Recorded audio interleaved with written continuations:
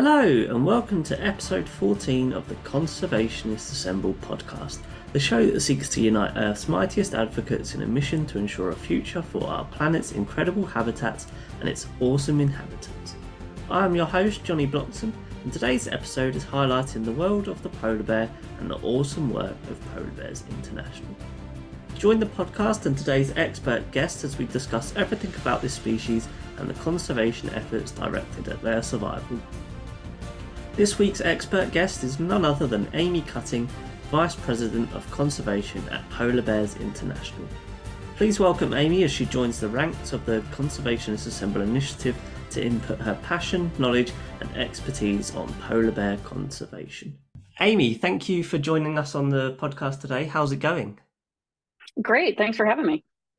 Oh, it's an absolute pleasure, and I'm very excited to have you here as a representative of such a kind of institutional in situ conservation program. They don't come much bigger, and so you're here representing Polar Bears International and polar bears as a species.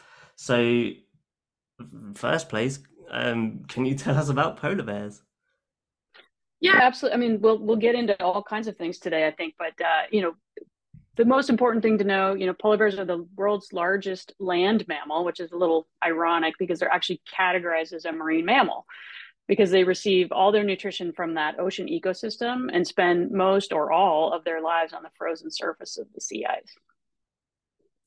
Fantastic. And so they're probably one of the easier animals to talk about, as we're probably going to find out as we go through the podcast, because everyone, if I was a gambling man, I would put money on it that everyone at least has an idea of polar bears. So yeah, it's very unique to have a land mammal considered as a marine mammal. Could you tell us about the role that polar bears have in their ecosystem? Yeah, it's fascinating. Well, I'm glad you said that. I think people know a lot about polar bears, but not necessarily the nuances, right, of who they are and how they make their living. And so it's a lot of fun to have this long form opportunity to talk about all things polar bears. These guys are the top predator in the Arctic ecosystem. And I think what a lot of people don't think about is there's tons of microscopic life on the underside of the sea ice, right? So you've got those organisms, particularly over the shallow productive waters over the continental shelf where there's a lot of nutrients in the water. And the nutrients that the energy the algae get from the sun get concentrated on their way up the food web. They become plankton and then fish and then seals, which is this tremendously high fat resource. And that high fat resource is really the only thing that enables such a huge mammal to survive in these really harsh conditions where food resources are really patchy. And so they've evolved to capitalize on this unique food source. But that's also why they can't just go back to living like brown bears if we lose the sea ice, which is something we hear a lot. And they're just uniquely adapted to that Arctic ecosystem and taking advantage of this particular niche. So actually then, to build on that, because that's quite an interesting point, that you say they can't go back to living like brown bears. Historically, was there ever a time that polar bears were living like brown bears then, or has it always been the niche that they're in now? Sure. Well, they share a common ancestor, right? So at some point, there were likely terrestrial brown bear like animals that separated, and one became what we call the barren ground grizzlies, which are a smaller version of brown bear that live in the subarctic and are actually significantly smaller than most brown bears. And then the other branch discovered, if you will, this high fat resource out on the Arctic ice, and was able to evolve into this large bodied mammal that can survive in those conditions, but really requires that high fat resource. And so then, having that high fat resource, what does that then, if you will, get turned into, or what kind of does that go towards in terms of allowing polar bears to go about their daily routine? Well, I think what's unique is that they can eat huge amounts at a time and then go for really long periods without eating, because of that fat. And the metabolism of fat results not just in energy, but in water. So they can also go a long time without, maybe their whole lives without drinking fresh water. Presumably they're eating snow. But if you think about marine mammals like ice seals, they never drink water. They are metabolizing all of their water from their fat stores. So some pretty crazy metabolic activity going on in these animals. Yeah, I can imagine. And I've never really thought about, yeah, not drinking water, especially when you're talking about animals that are surrounded by it in some way, shape, or form. But yeah, I suppose you do have to think that, yeah, the water in its liquid form is still, full of salt, so they wouldn't do that. Mm-hmm. And yeah, maybe they will eat snow. That would be quite fun to see. But yeah, I suppose, yeah, that makes perfect sense.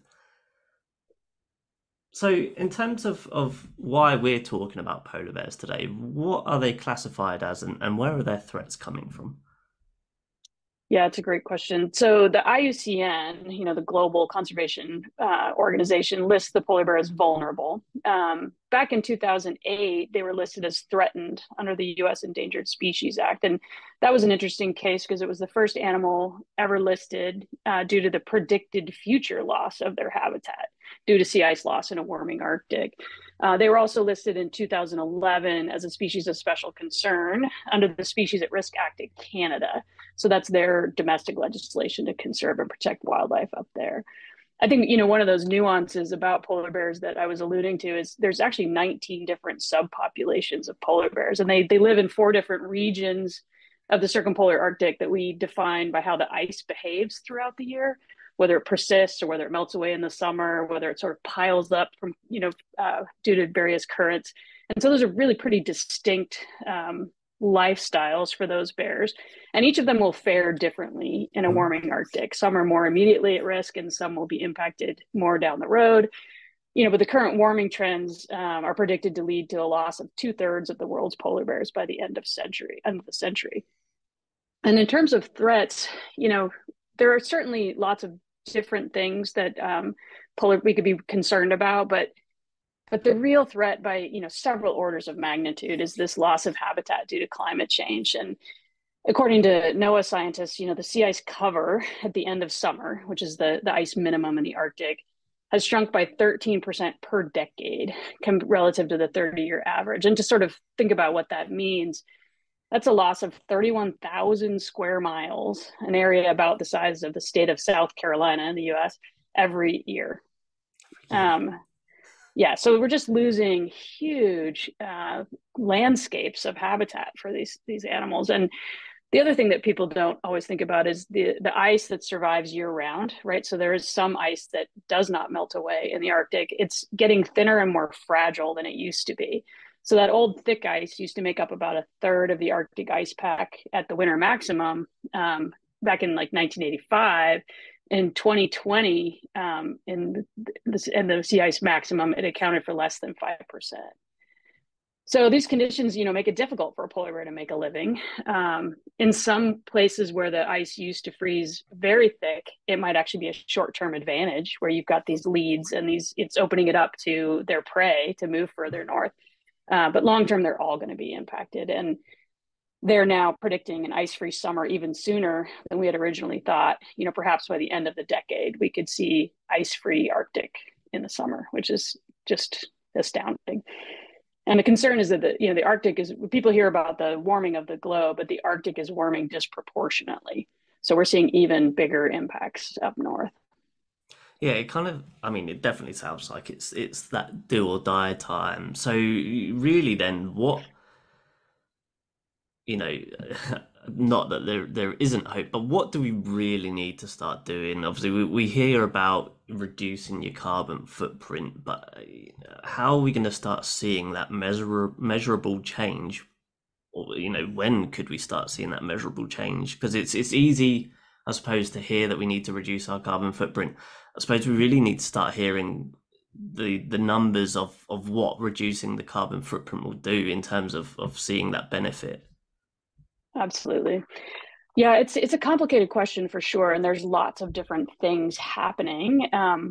In general, if we look at the sort of history of polar bear conservation, back in 1973, there was this meeting of the parties where all polar bear nations agreed to stop the commercial hunting of polar bears. They've been really decimating them in previous decades. And one of the things you hear now is people talk about, oh, there's more polar bears than there were in the early 70s. And that is absolutely correct because they were being tremendously overhunted, right? So people are comparing apples to oranges.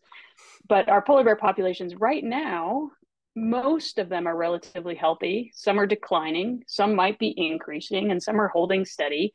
But we know that our sort of business as usual trajectory on greenhouse gas emissions is going to impact all of them over time if we don't get a handle on it. And so I think you are seeing major progress. You're seeing all this work being done, a lot in Europe, significant amounts in Canada, and we're in US, we're slowly following along. But you're seeing these incentives to clean energy transition and address other greenhouse gases like methane, electrifying our transportation. And it seems disconnected, but that really is truly the best way to protect polar bears. I think it's interesting to focus on the carbon footprint. And just a little aside here, it was the oil companies who invented the concept of the carbon footprint, and they encouraged people to worry about their own personal carbon consumption and carbon footprint as a distraction from the fact that the energy companies would prefer to just keep pumping out fossil fuels and not transition their efforts. And so I think people are waking up to that idea that we need to put pressure back on the people developing our energy options, that we want cleaner options. And we talk a lot at PBI about we need systems change. So of course everyone wants to and should think about living a more sustainable lifestyle, but what we really need is to have more sustainable choices in the products we buy, the corporations we support. And so we are pushing for systems level change, and everyone has a connection and some level of influence in a system, whether it's your community, your school, your apartment building, whatever it is. And if people start taking action at that systems level, we'll start seeing more exponential progress. But we certainly are a climate organization, but we also do work directly with polar bears. So we're working to protect denning polar bear families. We know that stage of life is a really vulnerable time. So we're working to minimize disturbance. And we're also working to keep people and polar bears safe in parts of the Arctic where they're overlapping. So yeah, what kind of disturbance then, just to build on that, what kind of disturbance would take place in terms of a denning mother? Well, frankly, you're talking about industry. So we think of these denning areas as being really remote parts of the Arctic, but in some places, those areas have been opened up to industrial activity. And a polar bear mother and family under the snow can't be seen by the naked eye. And so it's really important that we provide the tools to people working in those areas to be able to detect and avoid them. There's good legislation, particularly in the US, to prevent disturbance of bears, but if you don't know they're there, you can't avoid them. So trying to connect the dots there so we can better utilize our legislation by providing the right tools. Yeah, absolutely. Again, it's one thing to not be able to see them if you're on the front lines as an industry, but then that also transcends into, us not even knowing that would be a threat because you can't even, comprehend it. So that's, thank Right. you for bringing that to light. I do just want to take you back to a bit earlier on when you mentioned about how the kind of the subpopulations are on different forms of ice, etc. And would that mean, would you say kind of polar bears are a very adaptable species if those changes come around in a relatively short amount of generations, for example? Right. Well, I think the idea of them being adaptable is good. Their ability to evolve is a totally different thing, right? So in the short term, couple of generations, species can't evolve to take advantage of new food sources or change the way they make their living. However, polar bears are incredibly smart. And across the different subpopulations, we do see them preying on different species. We see them using different hunting strategies, right? So they have, they have adapted to capitalize on the resources that are most prevalent in their part of the world. But that doesn't mean, again, that they could find sufficient energy over time to live in that environment if the sea ice melts away. That's a great point, and I think ultimately I wanted to bring it. I was hoping that would come up, and just because I remember seeing on Seven Worlds, One Planet by the David Attenborough program. There was one of the episodes was on the ice, or the North and the South Pole, and there was a particular clip of a lone polar bear taking down a beluga whale. Hmm. And just like the size difference, B, for it just to be one individual polar bear, and I'm sure that was a very, very unique situation, and that's obviously not happening. But the fact that they're being forced into that situation, and for that one polar bear, great, and for all of the other polar bears that got to share that prey item afterwards, amazing. But just like, yeah, blew my mind. Yeah.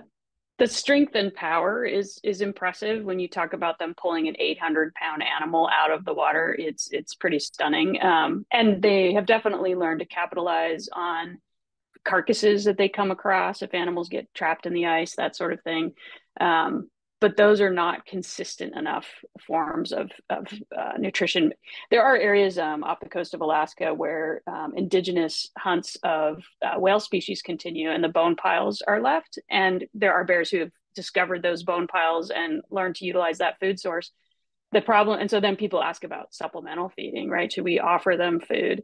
And I think the challenge there is, for how long are you going to do that? And what happens if that food source is not available? Are they now going to be coming into communities and that sort of thing? So all of those ideas we hear, while they're people's hearts are definitely in the right place, we've got to think about the long-term future of their habitat. And until we can get a handle on greenhouse gas emissions and start seeing a return of the sea ice, artificially inflating numbers of polar bears in those areas is probably not a great idea.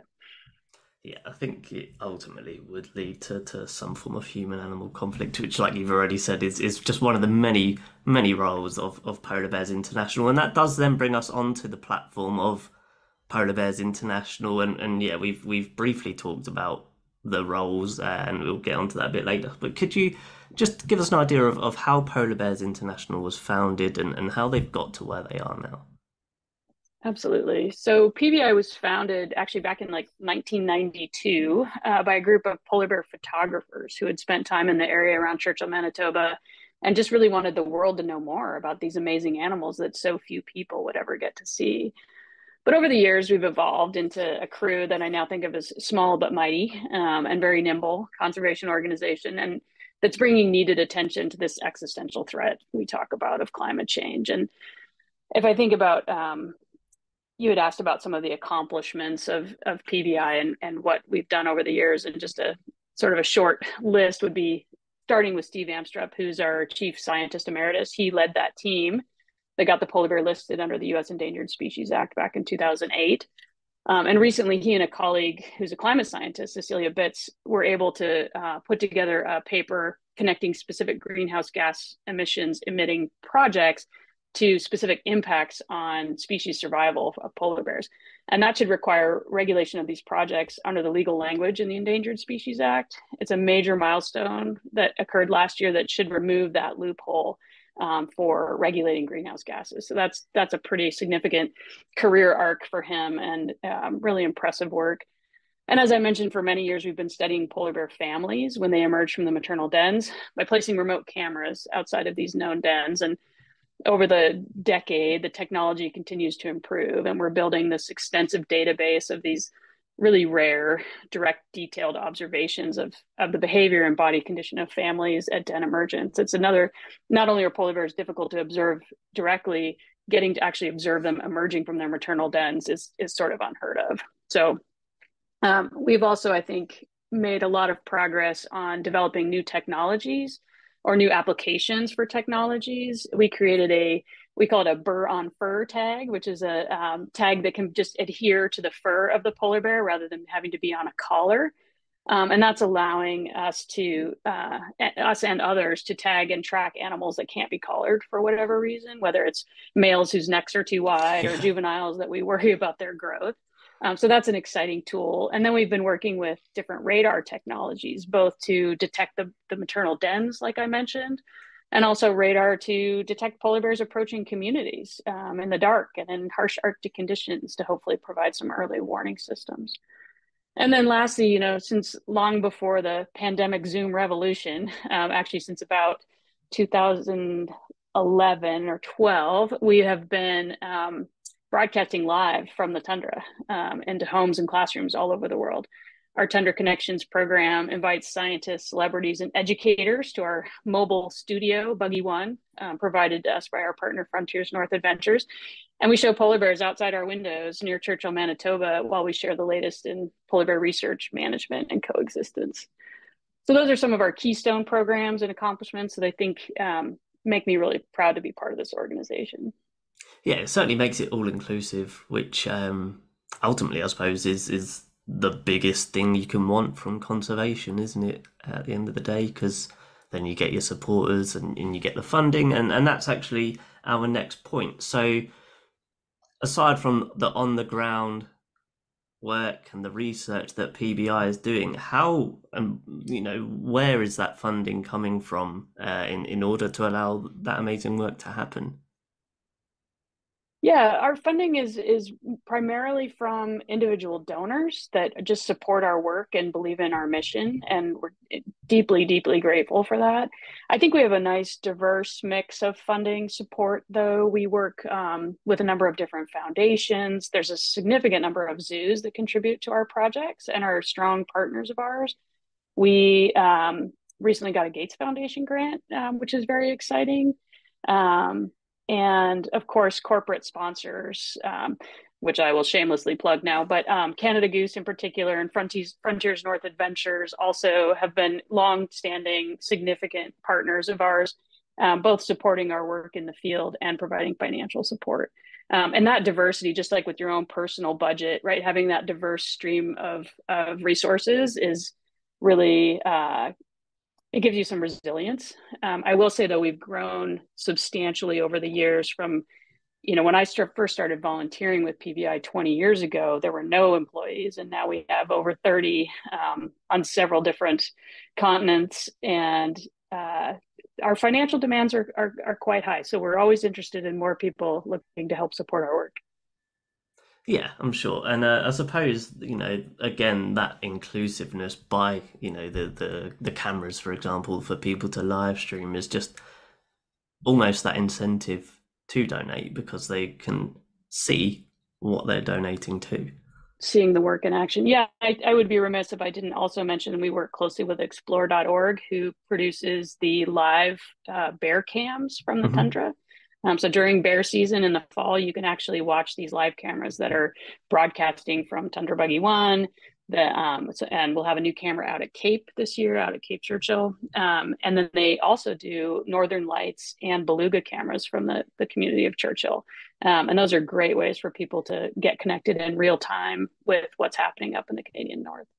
I know they've certainly got one more person watching after we've finished recording today. That sounds right up my street. And so, kind of, you mentioned that community of zoos, and I believe, having a look at the website, it's about 50 zoos globally, which is fantastic that it's a global effort. So, what kind of what is the method of getting zoos on board, and what does having that zoo community, provide?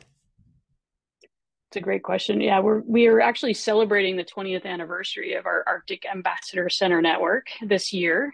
So we've been working with zoos for 2 decades, and as you mentioned, there's over 50 right now zoos and aquariums in North America and Europe that have signed agreements with us to become Arctic Ambassador centers.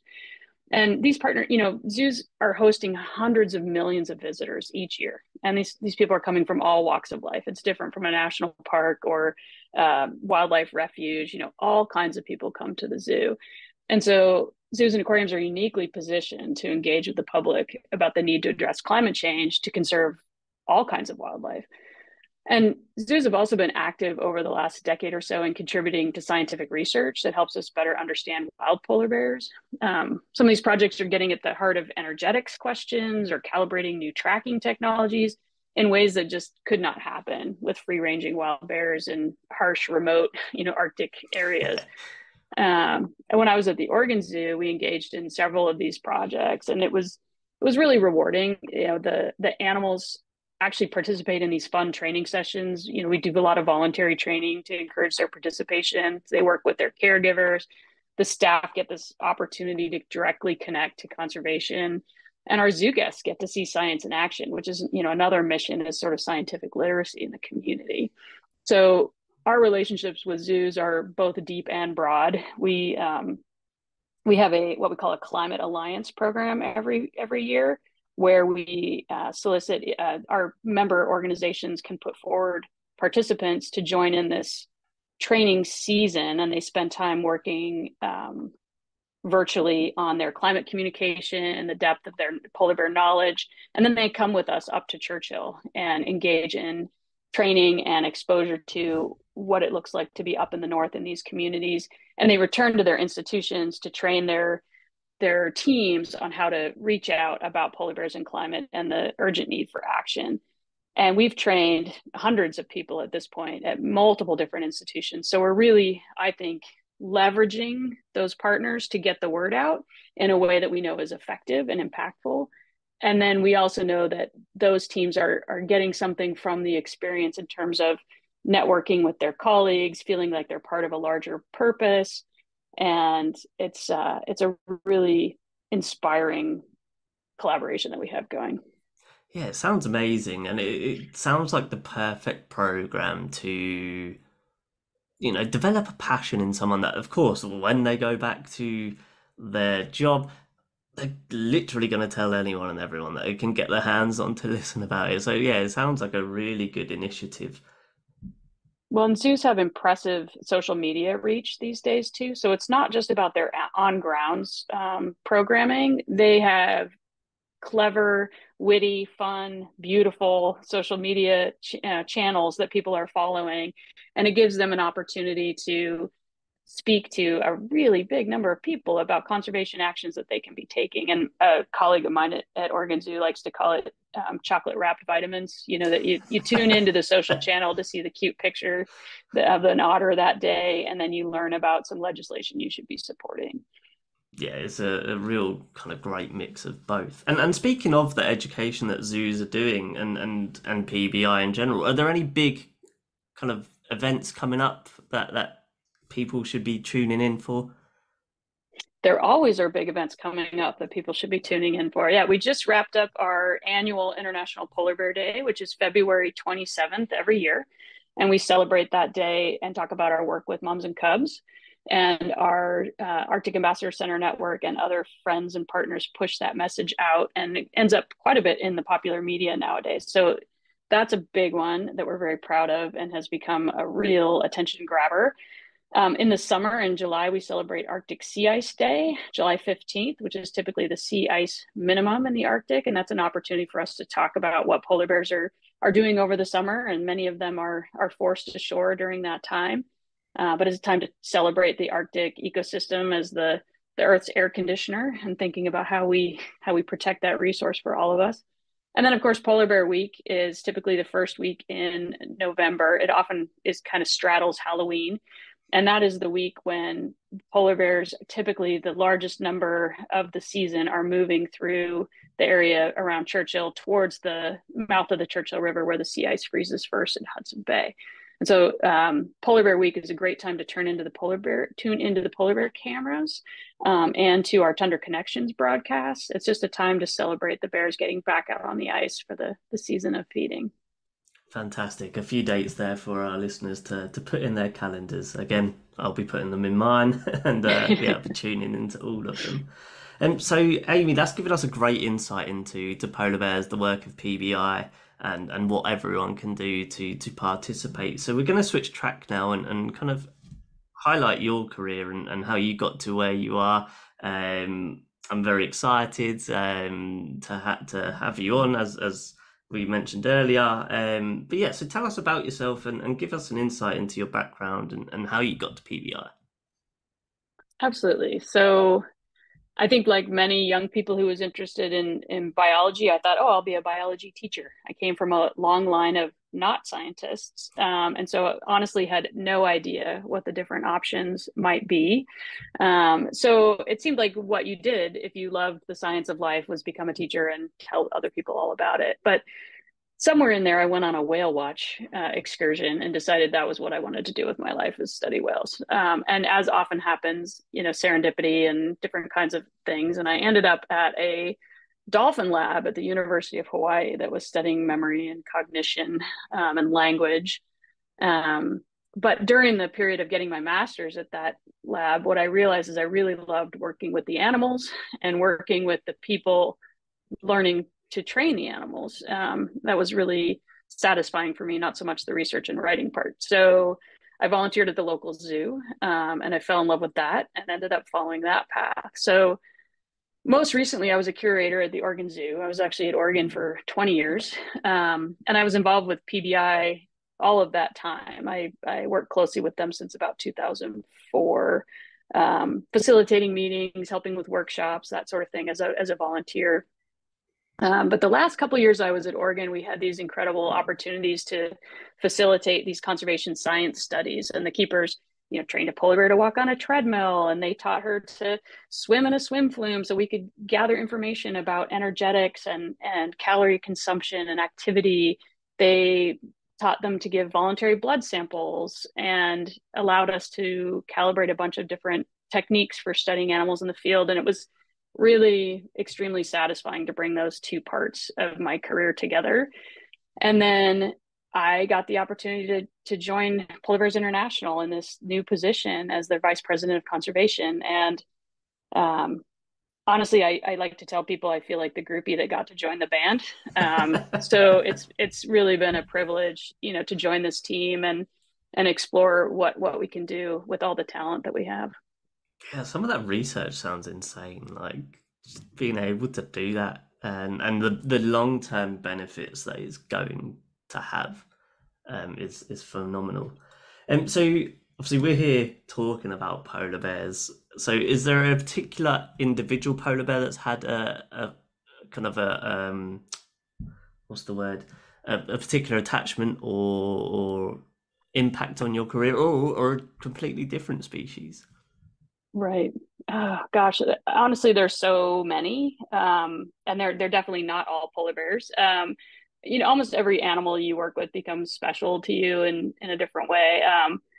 I was lucky enough early in my career. I worked with a female that had given birth to cubs at the Seneca Park Zoo in Rochester, and I'll probably never forget. She'd been cooped up with them, right, for 8 weeks or whatever it is before they can really be mobile, and was clearly getting a little tired of their company. And I'll never forget, one day she sort of pushed him up against the fence in front of me and stared at me and ran outside to go for a swim. And I was like, she just asked me to babysit. Yeah.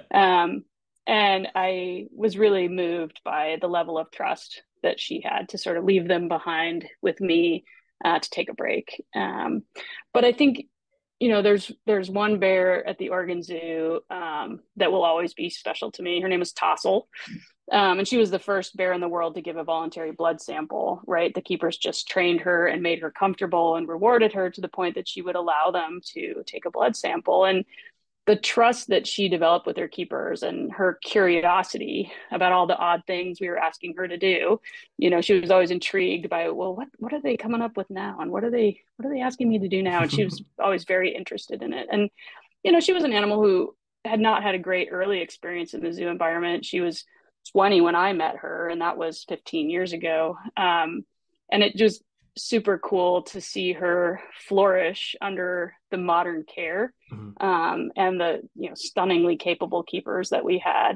And that's a real theme of my career, I think, is watching the zoo community evolve into something we can really be proud of. Yeah, definitely. I think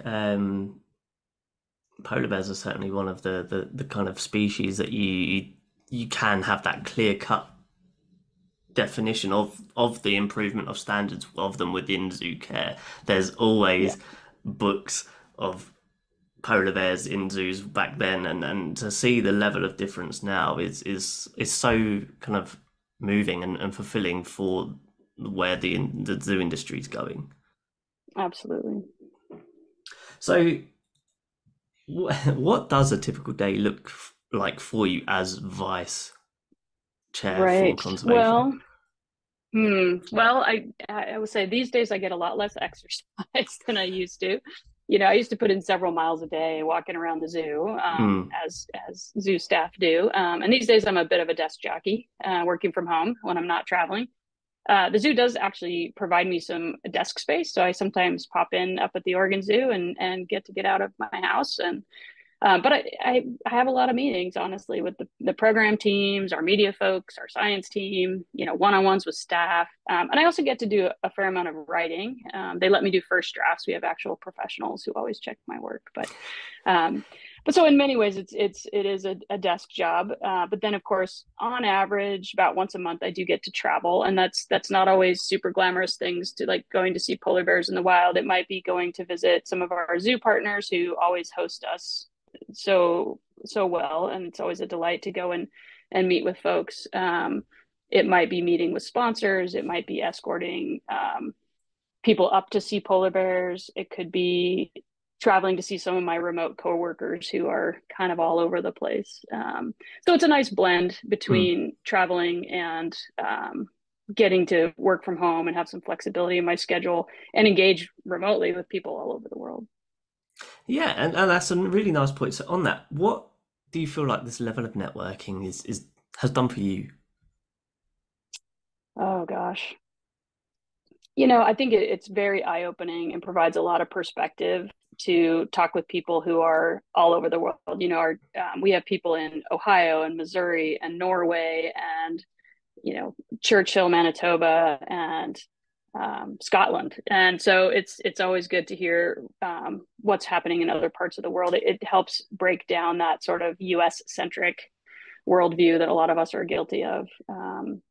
And I always find it super inspiring too. When I was in the zoo field, often people would get to travel maybe once a year, every other year, to go to a conference or a workshop and come home just incredibly inspired and motivated. And that tends to, peter out over time. And so the ability to constantly be recharging my batteries by being around really energized, motivated people is just a gift. That's great. And so then would you say, because obviously you say you didn't come from a long line of biology uh, or studiers, would you say it's those people that have motivated you then, or who were your influences in your career?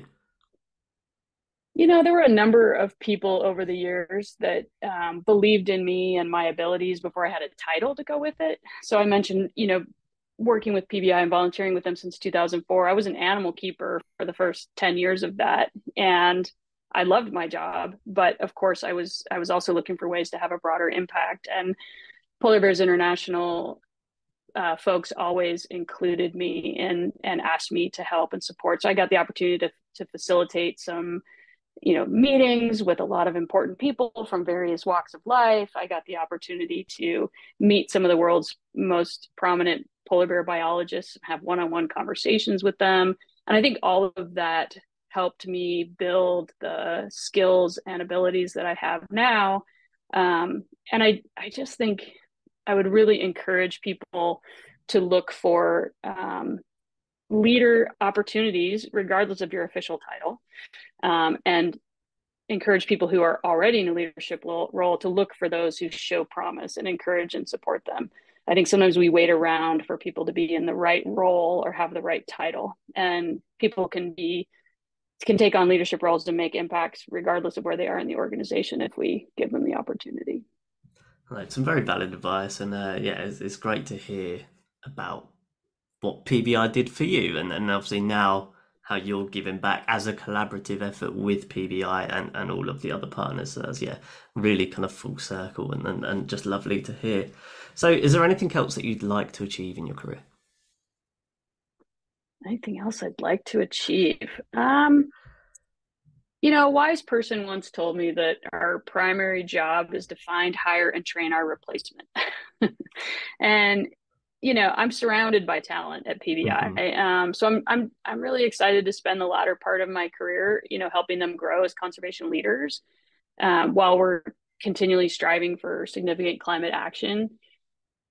Conservation doesn't have an end point. I don't think we're ever going to arrive. So, but I do hope that I do hope that by the time I'm ready to retire, this beginning of an exponential curve that I see toward a more sustainable future really starts to zip up, and take on a trajectory that's going to get us there in a timely fashion. I'm encouraged. I think human um, progress is exponential, and so it's all about momentum. And we're finally starting to see that momentum, and I'm really optimistic that if people continue to speak up and step up, that we're going to get there in time to preserve a future for polar bears. And what advice, not that you're giving up your boots just yet, but what advice would you give to someone looking to move into leadership roles? Yeah, interesting. I think, be ready to do the hard work too. Um, a lot of people get into conservation or just animal work in general because it's super fun and there's a lot of fun and excitement and passion, but it can also be a bit of a grind, right? So you have to bring your grit and your perseverance. There's a reason they pay you. It Yeah, is a job. And I know wildlife biologists who never really see their target animal, just their photos or their hair or their poop, right? So you definitely have to keep that big picture in mind and know that it takes hard work to make a difference.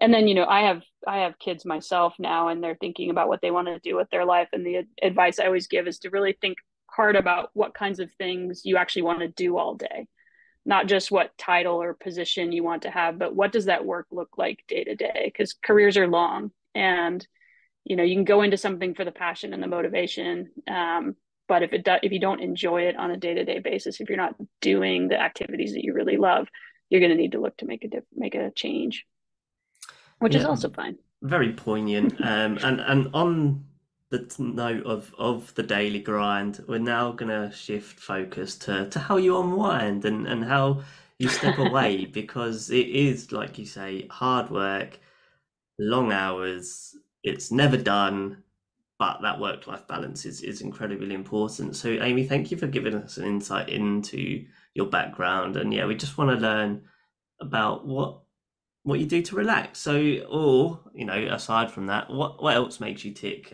We've talked about the animals and individuals that you've enjoyed working with. Are there any animals that you'd love to see in the wild? Oh, yeah, narwhal is sort of a holy grail for me. Maybe I'll get the opportunity, but they've for so many years when I was younger, I thought they were like unicorns and they were mythical. And then found out that they were real and thought, oh boy, I got to see that. And then there's just some interesting places I'd love to travel someday, and I don't know that I'll have any reason to anytime soon, but Indonesia has always fascinated with me with all the sort of unique bird and reptile species they have there. I think I'm going to get to see belugas this summer. There's a pretty big population in the Churchill River in the summer months, so I'm really excited about that. Um, yeah, Yeah, holding out hope that you definitely get to see belugas and hopefully narwhals one day. That would be insane. right.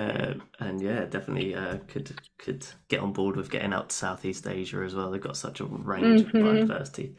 If you could be an animal, what would you be and why? Oh geez. Well, I can't say polar bear because I don't actually do that well in the cold, if I'm being honest. Sometimes I think I should have done tropical birds international, but if I had to choose, I would probably say a tamarin. And I'm not sure if everyone knows what tamarin is, tiny little primate. And it's just the closest thing I can think of as the cross between a primate and a bird. I've always thought it'd be cool to fly, but I wouldn't want to be not so smart. Um, Yeah. and tamarins are just, they're smart, they're busy, incredibly athletic, which of course is more and more appealing the older I get. But yeah, they're just fun little critters. I think it'd be a joy. Yeah, certainly full of character. When you're not working, Amy, how do you keep busy? Oh, these days mostly raising kids. I have two daughters, 14 and 17, and they're kind of starting to raise themselves, which is nice. But I also love hiking. I live in Portland, Oregon. Spend a Mhm. lot of time out in the Pacific Northwest. Finding swimming holes with my kids is fun in the summer. I love to visit the Oregon coast. The water's cold. You can't really swim, but it's absolutely stunning place to be. My dogs love it there too. And then honestly, I'm big on low key stuff like reading and crossword puzzles. I'm a bit of a homebody. Yeah, talk to us more about Oregon. So it's northwest states, Yep, between yep. California Sandwich and between, Seattle. yeah, Washington north of Washington, us sorry, and yeah. California south of us. Yeah. But yeah, what kind of what's the terrain like? Because it's obviously when you've got California to the south, and obviously we know how much wildlife is in California. But I think you obviously your Hmm. first kind of thought process of California is that it's very modern and Western now. So Hmm. what? Well, yeah, what's going on in Oregon? Oregon is an awesome blend of sort of urban and rural and wild spaces. And Portland, where I live in particular, has a real commitment to green space. And so it is very green. You can drive 20 minutes in any direction and get to open space. We have the largest city park in the country, Forest Park here in Portland. It's an hour to the mountains, an hour to the coast. It's just a fantastic place to raise kids, honestly. If you head east of the mountains, so the Cascades runs through the western third, along the line of the western third of the state. The central and eastern Oregon is actually quite dry. So if you want to, it's considered high desert. So there's just a lot of ecological diversity in the state. And I think people really value nature and the outdoors. So it's a great place to live. Yeah, sounds like a I real will say mixed our bag weather of is pretty habitat. similar to the UK. I was up. I had the opportunity to be in Yorkshire not long ago. The Yorkshire Wildlife Park hosted a polar bear workshop for zoo colleagues in YAZA and the European Association. It was great to be up there. But yeah, cool and wet is kind of what we do. Um, and I suppose then, just well, two things to finish up on. How can our listeners keep up to date with the work of PBI? Great question. Yeah, we have lots of ways to do that, but the main way would be to go to our website, which is just polarbearsinternational.org. And they have a one question questionnaire where you can identify with what kind of persona you would like to receive information regarding. So you can sign up as a conservationist or an educator or an animal lover, and that will help tailor the email updates that you receive. Which I think is a really nice thing. We all have full inboxes, and we want to have information coming to us that's most aligned with what we're interested in. So yeah, go to polarbearsinternational.org and sign up to receive our communications, and we'll keep you posted. Of course, we're also active on Facebook and Insta and all of the things that those young people are doing these days. Yeah, I mean, actually, I've never really thought about tailoring the kind of content that's being put out. But yeah, sounds like a really kind of modern and inclusive initiative. Yeah, it's a new effort of ours, and I think we just recognize that people are coming to PBI for all kinds of different reasons, and we want to make sure that we're not peppering them with content that's not of interest. So we're Hmm. trying to really identify who we're talking to and make sure that what shows up in their inbox is of interest. Yeah, that's really fantastic. And last thing then is what do you think? Or is there one thing that you really think our listeners should take away from today's episode? Yeah, I honestly think the most important thing is just to remember that we all have a role to play with polar bears. They might be very far away, but because the major threat to them is climate, we all have the ability to move the needle on climate. We all have some sort of system, whether it's a community, a school, or a business that we can influence. And of course, we can all vote for leaders who prioritize climate action and then hold them accountable for that. It's our future, it's our kids' future, and now is the time.